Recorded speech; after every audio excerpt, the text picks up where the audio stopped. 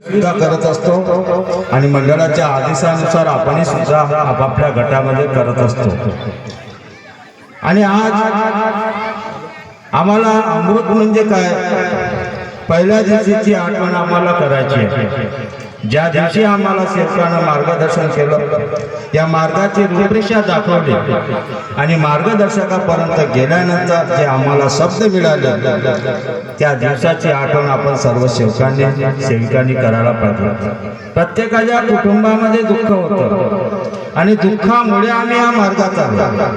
आमच्या स्वार्थ म्हणजे दुःख। ज्यावेळेस आमच्यावर दुःख होतं, कोणी कोणाला ओळखत नव्हते, कोणी रिश्तेदार आम्हाला विचारत नव्हते, ही अवस्था होती। सन 2000 मध्ये या मार्गात मी जोडलो, कोणी कोणाला ओळखत नव्हते। उद्बत्तीचा मार्ग म्हणून आज प्रख्यात होता। त्या दिवसापासून खरोखर आम्हाला एका परमेश्वराची ओळख झाली। मी परमेश्वराच्या कार्यामध्ये जुळलो, माझे दुःख परमेश्वराने दूर केले आणि सर्वांचे दुःख त्या परमेश्वराने दूर केले। पुन्हाहून या मार्गात दुःख येणार नाही असा हा मार्ग आहे। पण दुःख ज्या वेळेस येतो तर आमच्या कर्मामुळे आम्ही कुठेतरी चुकतो। बाबाने माणसाला माणुसकीची शिकवण दिली, याकरिता बाबाने 4 तत्व 3 शब्द 5 नेम दिले आणि तो संविधान साधारण नाही। कशी शक्ती आहे त्या तत्व शब्द नियमामध्ये, ज्याने जर अंगीकार आपल्या आत्मसात केलं त्याचं जीवन सोनं झाल्याशिवाय राहत नाही, एवढी मोठी शक्ती त्या तत्व शब्द नियमामध्ये आहे। पण आम्ही तिकडे लक्ष देत नाही। अगोदर खूप कडक होता हा मार्ग आणि शिस्तपणे होता आणि बरोबर लोक या मार्गाला जपून चालत होते, कारण क्षणामध्ये जर ठोकर लागली तर दुःख तयार होत होतं। ही शक्ती त्यावेळेस होती, आधी आहे। शक्ती कमजोर होणार नाही, कारण मान की बाबा जुंदेजीने जेव्हा या मार्गाला प्राप्त केला, एका परमेश्वराला प्राप्त केला, बाबांनी चंदनासारखं ध्येय झिजवलं, हाडाच्या काळा केल्या, रक्ताच्या पाणी केलं, एका परमेश्वराला प्राप्त करून कुटुंबाचे दुःख दूर केले। एवढंच नाही तर जगामध्ये कितीतरी लोकांचे दुःखी आहेत, अंधश्रद्धेत फसलेले लोक आहेत, जानताने फसलेले लोक आहेत, वैधाने फसलेले लोक आहेत, ज्यांनी प्रत्येक मानवाला गुरफटलेला आहे। अशा मानवाला बाहेर काढण्याकरिता बाबाने प्रचार केला, गावागावामध्ये गेले, लोकांना जागवण्याचे कार्य केले आणि बाबाची राहणीमान साधी सिंपल, आपल्यासारखे मानव होते। कोणी म्हणत नव्हते का हे बाबा आहे। बाबाचे विचार वैचारिक विचार होते। या जगामध्ये काहीतरी घडून आणायचं होतं आणि परमेश्वराला त्या मानते की बाबा जुंदेजीची गरज होती आणि बाबाला परमेश्वराची गरज होती।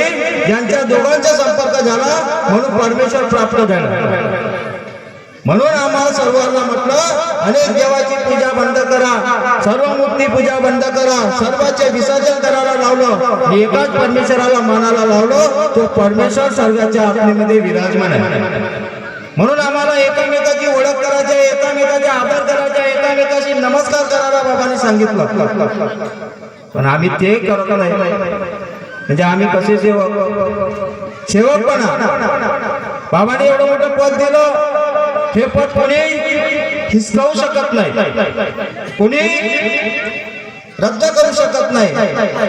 पण बाबाने जेव्हा सेवक बनवला तर सेवक कसा बनायला पाहिजे याची खात्री आम्हा सर्व सेवकाला पाहिजे, सेविकाला पाहिजे। सर्व नियमावली लिहिली आहे, नियमावलीमध्ये प्रत्येक गुणधर्म लिहिले आहेत आणि त्या नियमावलीच्या जर ज्या सेवकांनी वाचन केलं, ज्या सेविकांना वाचन केलं, खरोखर तो व्यक्ती नियमाच्या बाहेर जाणार नाही, चारित्र्याच्या बाहेर जाणार नाही। हे एवढं सत्य आहे, हे समजायला पाहिजे। बाबाने सर्वांना ओळखलं, जो गरीब असेल, तो अमीर असेल, सर्वांना बाबांना सारखं वाटून दिलं, कुणालाच कमी ठेवलं नाही। 40 वर्ष बाबाने शिकवलं मार्गदर्शनात आणि आता आम्ही काय शिकवणार आहे, मार्गदर्शक काय शिकवणार आहे, कोणी कोणाला शिकवायला आले नाही। आम्ही या ठिकाणी भगवंताचे गुणधर्म, आमच्यावर आलेले अनुभव या ठिकाणी आम्ही सादर करतो की अनेक दुःखी मानवापर्यंत आवाज पोहोचला पाहिजे, अनेक दुःखी मानव जागला पाहिजे।